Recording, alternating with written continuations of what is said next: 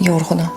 Bütün bu savaşın, bütün bu davanın hamıda eyni yerdə bitəcəyini anlamış adamın yorğunluğu var üstümdə.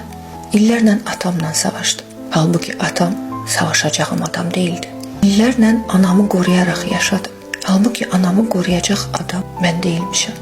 Atamla, anamla o qədər savaşdım ki, öz əsl düşmənlərimlə qarşılaşdıqda gücüm qalmamışdı.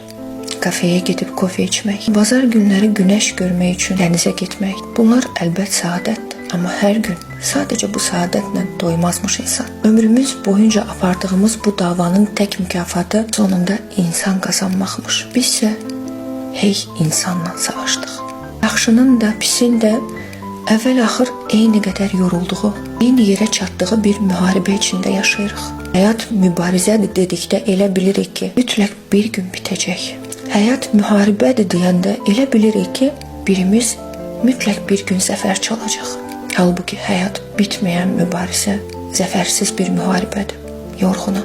Dünənki səhvlərimi düzəltmədən təmiz bir gələcək aça bilməyəcək. Dünənki səhvlərimi düzəldərkən də gələcəyinə vaxtı qalmayacaq adamın yorğunluğu var üstümdə.